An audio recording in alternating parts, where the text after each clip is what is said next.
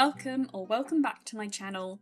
My name is Orchida and we are now on Devlog 4. So if you're not familiar with the game, I would recommend you watch the plot overview I did in Devlog 1 before you watch this so you know what the game is about, or don't, it's really up to you.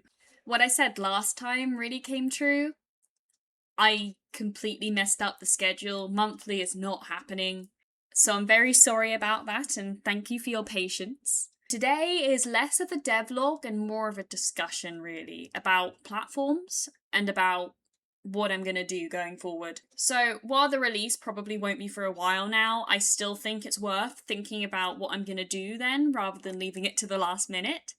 I have started to think about platforms, logistics, and where I want to release it.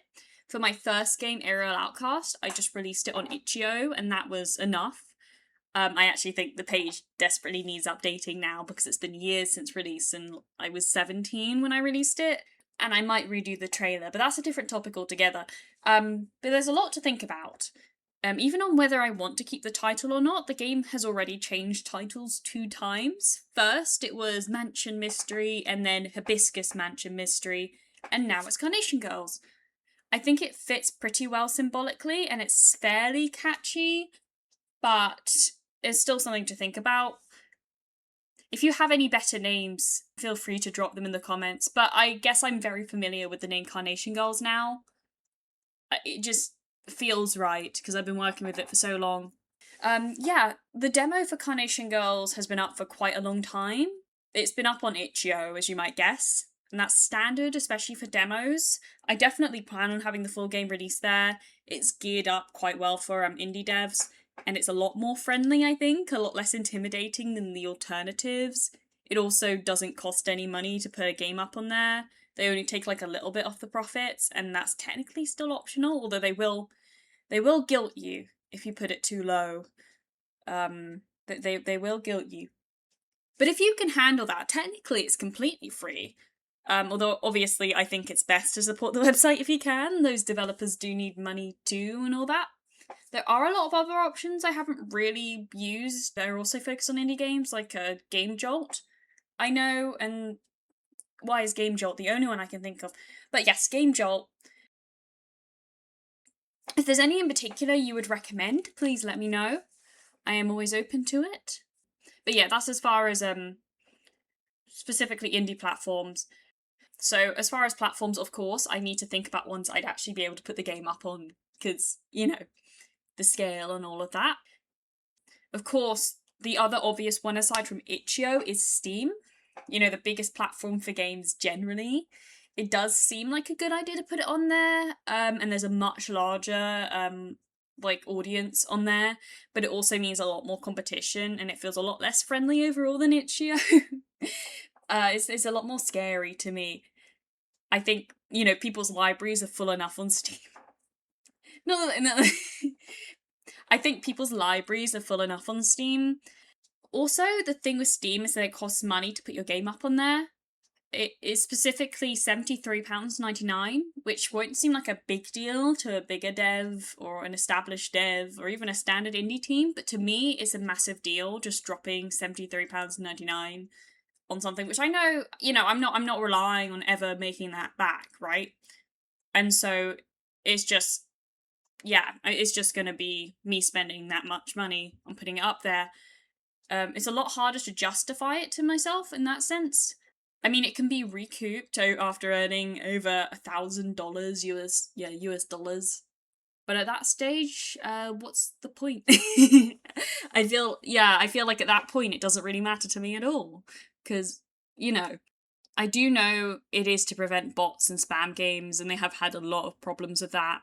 But on my end, it's a little awkward. It's not that I literally can't afford it, don't worry. It's more about the practicalities of spending £70 and it might not be worth it. On the other hand, it would be getting my game out there, which is always priceless. But yeah, it's something I need to think about. They also take 30% commission on top of that. Oh, and that's getting to the next topic. Commercialization. Do I want to charge money for the game or not? That is the question. When I was making Aerial Outcast, I very much just did it for the passion of it, and it was completely free, of course. And I have no intention of changing that, especially since it was my first game. And although I am very proud of what I accomplished there, I've come a long way since then.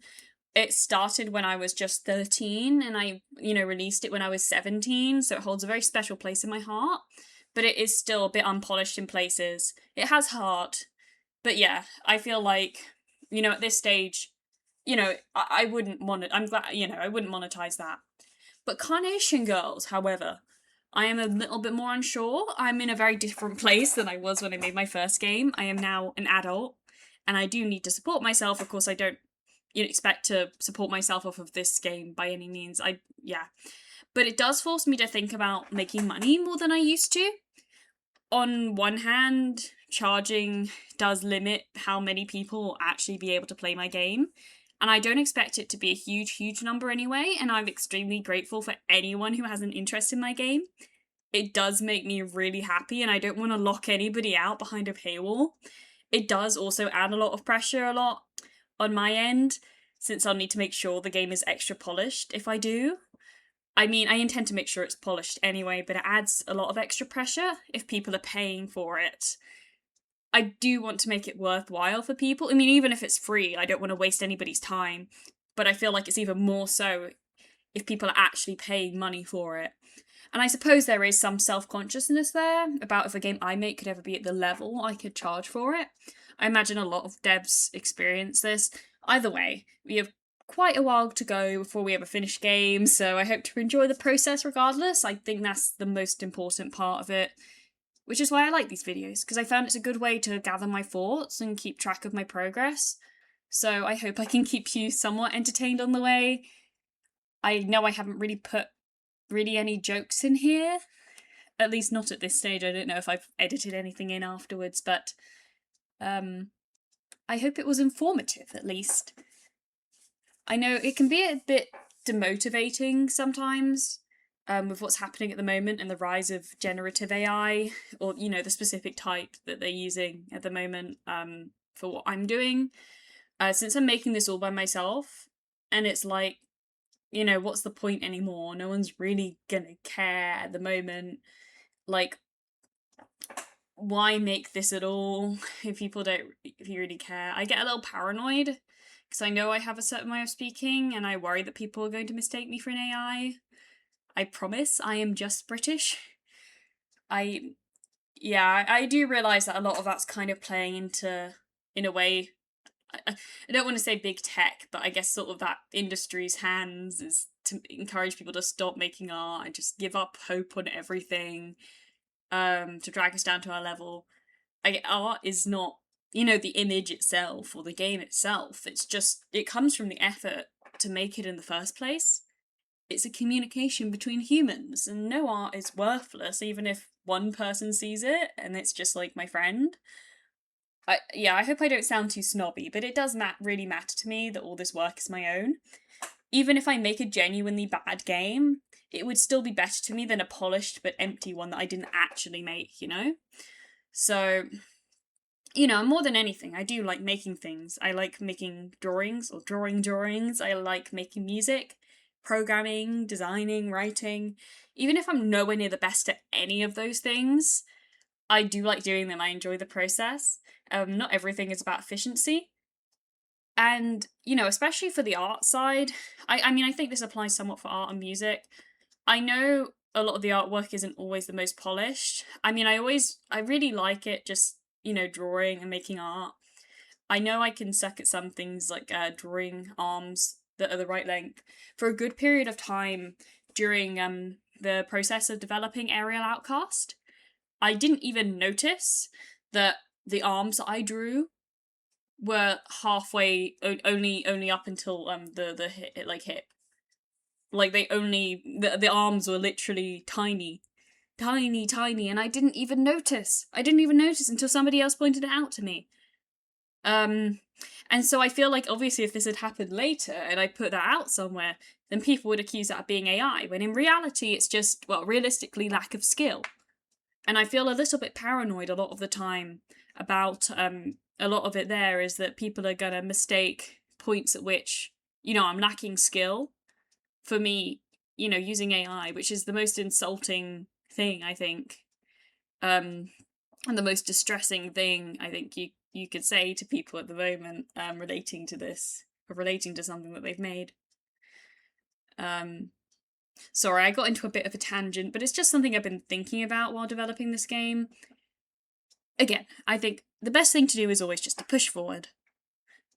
Anyway, I hope you enjoyed this little insight into my thought process. Again, I'm not entirely sure if this counts much as a devlog or if it's just a discussion, but thank you for listening until the end. The demo is still on itch.io, as I mentioned earlier, if you'd like to have a look, although it is very outdated now. If you would like to, you can like or subscribe. No pressure if not, of course. Goodbye, and see you next time, when hopefully I figure out how to have a consistent schedule. I just keep getting really, really busy. But I need to fit this in. It's important. Okay, goodbye.